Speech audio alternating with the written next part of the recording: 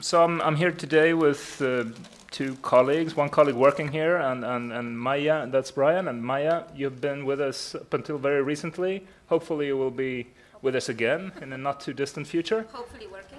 Hopefully working.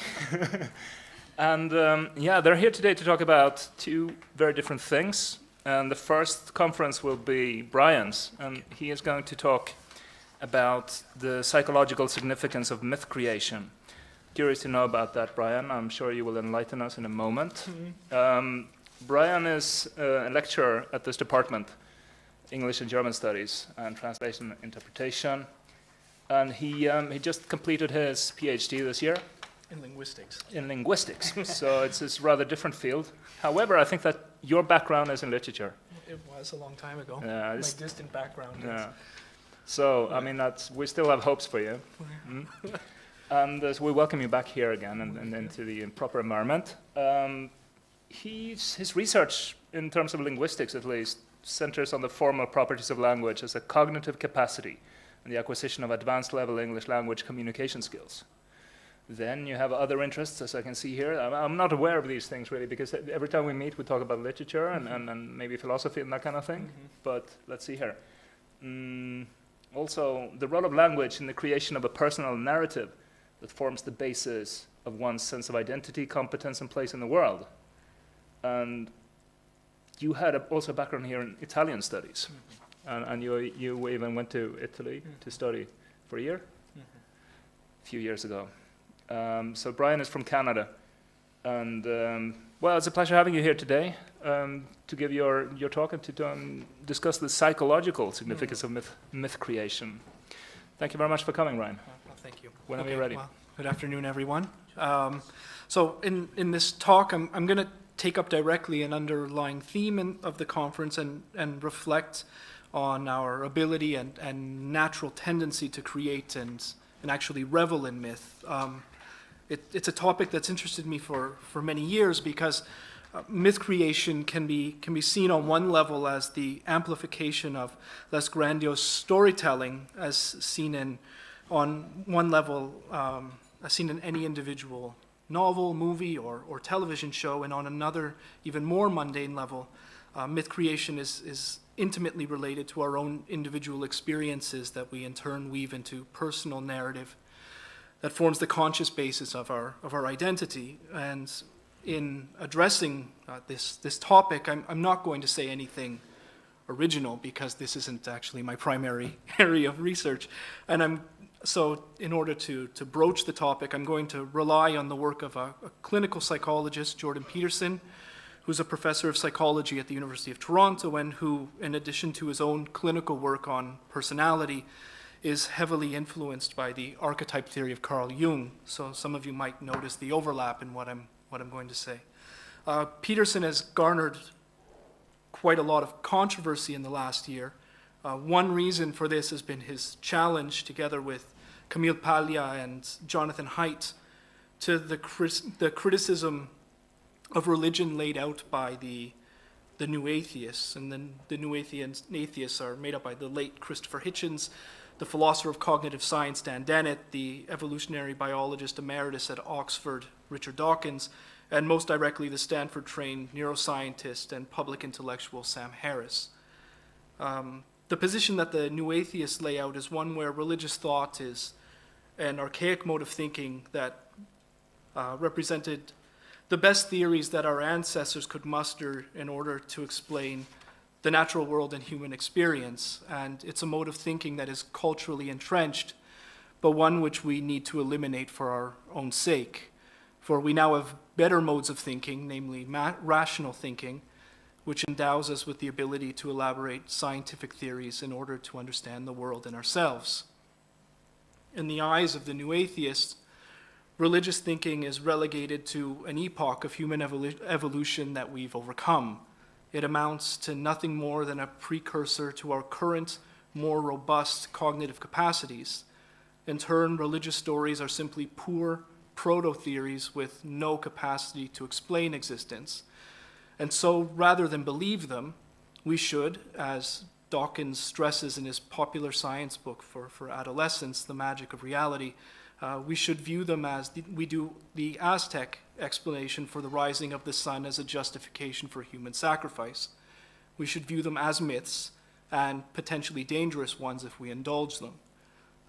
While the new atheists ultimately have humanitarian motives, they believe that a thorough adoption of rationalist thinking will help us reduce violence and injustice stemming from illogical patterns of thought.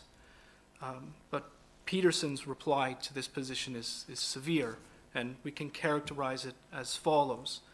So scientific thinking is indeed an evolved capacity, and religion is indeed myth created by ancient, deeply tribal people. But scientific thinking cannot simply replace religious thinking. Both exist in us simultaneously, and they do different things. They respond to different needs, and they answer different questions. Scientific thought aims to provide objective answers to questions regarding what is. So what is the physical world made of, and what laws govern its behavior? Religious thought, on the other hand, aims to provide answers to complex subjective questions regarding what should be. How should we orient ourselves in the world in order to bring about the most benefit for ourselves, our families, our communities, now, next year, 10 years from now, and generations from now? So the domain of religious thinking, indeed, the domain of mythological thinking, is who should we be and how should we act? These are questions we cannot simply dispense with, and they spur our pervasive compulsion to create a self-narrative, tell stories of others, real or fictional, and perpetuate myth. So what is myth? Why are we captivated by it? Well, Peterson's view is that myth is the imperfectly amalgamated subconscious notions of a society regarding the proper way to exist in our attempt to bring about the greatest benefits to ourselves and our families and our societies across time. Myths provide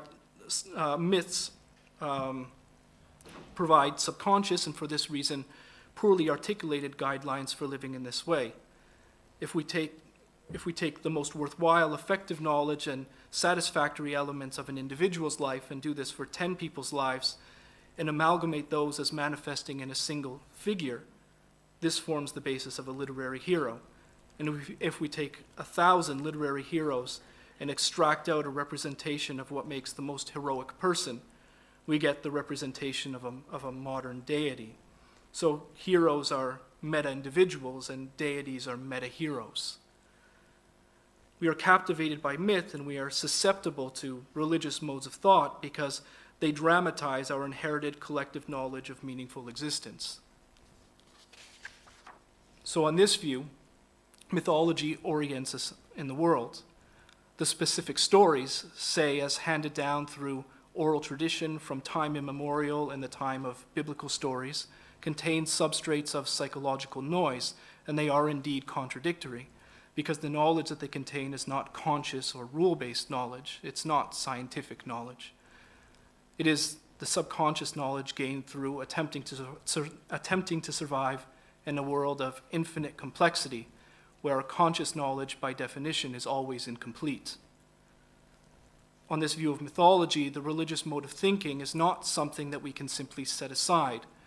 Indeed, the subconscious message contained in these stories are necessary orienting devices, independent of their specific manifestations across cultures or their received conscious canonical interpretations at any specific time. On this view, we can ignore specific versions of mythological stories, and we can discard conscious canonical interpretations to the point, in fact, that we can reject the whole mythological tradition that animated our cultural identity. Such was the impact of the scientific revolution and Nietzsche's proclamation that God is dead, although this much-quoted proclamation is often evoked as a watershed moment of logical victory when it was meant as a cultural conundrum. If we've managed to throw overboard the notions that rest at the base of our collective culture, what then shall hold us together? Although Christianity is no longer the force that orients Europe or colonized North America, the prediction on this view, say, on Peterson's view, is that we will not rid ourselves of the mythological mode of thought. The prediction, rather, is that some other mythology will spring up to fill the void.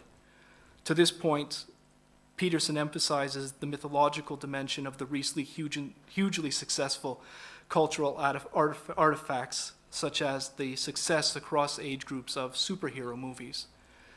The characters in the nascent mythological Marvel universe fill out the same archetypal figures as traditional myth. Tony Stark, Iron Man is technological man, Virginia Potts is an authoritative female figure associated with the Greek goddess Hera.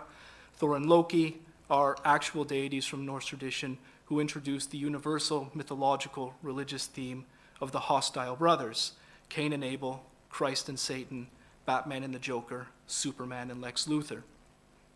The psychological significance of this juxtaposition of the hostile brothers is the externalization of the opposing forces in the individual. Another example of our cultural regrouping at the level of myth in order to fill out the collective void left by the loss of cultural conviction in our traditional religion is the success of Harry Potter. Peterson argues that this series of books and movies has been as successful as they are precisely because J.K. Rowling got the mythological archetypes right. To the extent that she got children to spontaneously read multiple 400-page books, filled stadiums with children wanting to hear her read, and became richer than the Queen of England, there's little doubt that this mode of experiential processing, the mythological mode, still has the power to enthrall us beyond reasons that we could articulate consciously. Harry Potter contains fundamental archetypal hero themes.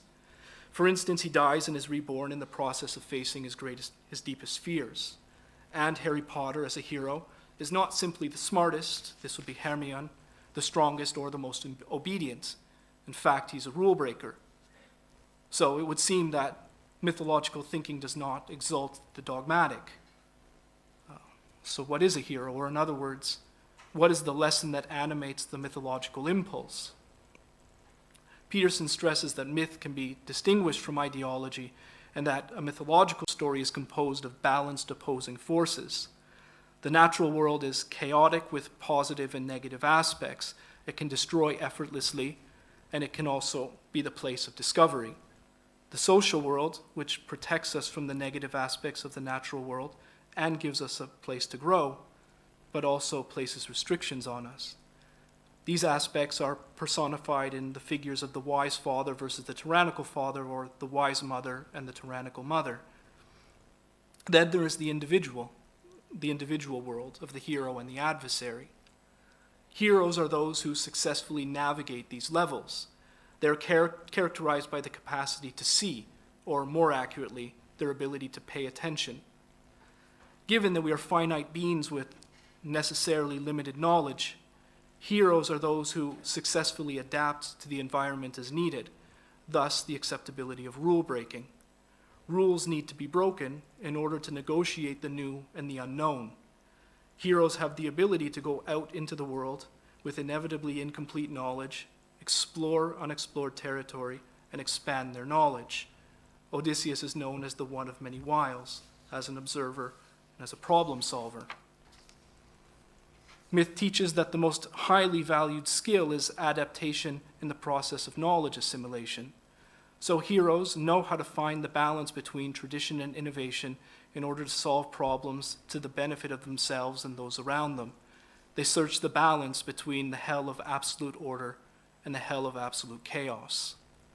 Another way of saying this is that heroes are those who manage to discard beliefs or knowledge that served them in the past, but that need to be rejected in order to find solutions to new problems.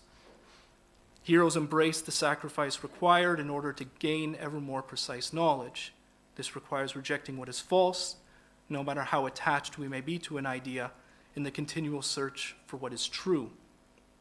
At this point, the subconscious collective knowledge evolved in myth reaches what Peterson sees as the greatest lesson we have managed to extract thus far, which is that the archetypal mode of being is true speech, and heroes are those with the knowledge and the strength to speak the truth. This conclusion appears in many forms, in literature especially, such as Alexander Solzhenitsyn's The Gulag Archipelago, and also in Nico Kazantzaki's The Tiger, My Fellow Traveler. I'd like to read some of this latter piece in order to conclude and to bring into focus the connection between myth, true speech, self-transcendence, and art. In 1927, Kazantzakis wrote, "One night I had a dream. I was bent over a mound of papers, writing, writing, writing. I was panting as though I had been climbing a mountain, struggling to save, to be saved, battling with the words, fighting to subdue them. Suddenly, bent over as I was, I felt a glance piercing the core of my skull. Startled, I raised my eyes. There before me stood a dwarf with a black beard that fell to the floor. He was shaking his heavy head slowly and staring at me with contempt. Terrified, I lowered my neck to the yoke again and continued to write. Then the dwarf said to me, 'You are miserably deficient, and I am ashamed to drag you along with me.' I reached the end, I flung back, but at the end of every road I found the abyss." The dwarf replied, "You found your own unworthiness to advance. Abyss is what we call anything we cannot bridge. There is no abyss, there is no end. There is only the human spirit, and this spirit names everything according to its bravery or cowardice. Christ, Buddha, Mohammed found the abyss, but they cast a bridge and crossed over. And with them crossed the human flocks. They are the shepherds, they are the heroes. In seeking truth, even though it is imperfect and human, you could conquer natural powers in order to find and formulate laws which will broaden the circle of our freedom on earth." And Kazantzakis concludes in his own voice, "What joy this is to live and see and play with the great abyss and be unafraid." The perspective that Peterson advances is not new. There's a long literary and artistic tradition that evokes the pursuit of embodied truth. And in my opinion, Peterson is doing something interesting and vocally reclaiming a necessary position for the arts in modern society, so dominated by reductionist thinking and technological advance, that is redefining the concept of the social with unknown consequences for identity construction. The mythological dimension to our thinking is a characteristic trait of our species. By reasserting a deep psychological function for myth creation in the construction of individual identity in society, Peterson pushes against the natural urge to attempt to explain everything within the framework of the basic sciences. This, of course, is immediately controversial because the basic sciences have been wildly successful, and it is a valid enterprise to see how far their explanatory power can reach. But more interesting, perhaps, is the intellectual exercise of explicitly creating a conceptual space in which our myth-creating tendencies are fundamental to our lived experience and not dismissed or ignored. Children submerge themselves in stories, and we continue to connect with them throughout life, regardless of the meaning, the medium, or the resolution. No one would claim that the animation of The Simpsons or South Park is cutting edge, and so our utility for story is not a function of technological novelty or even pure entertainment. The proposition that myth creation is an orienting mechanism, searching for the best answer to the question of how to survive across time in a world of infinite complexity, at least sheds some light on why we are willing to spend countless hours of our lives fixated on fiction with sometimes only the most tenuous connection to anything like what we know as real life. We're puzzling out the limits of our subconscious representation of ourselves and our potential. So we can conclude by saying that on this view, we will never grow out of our mythological tendency. It's the very thing that's pushing us forward. Thank you.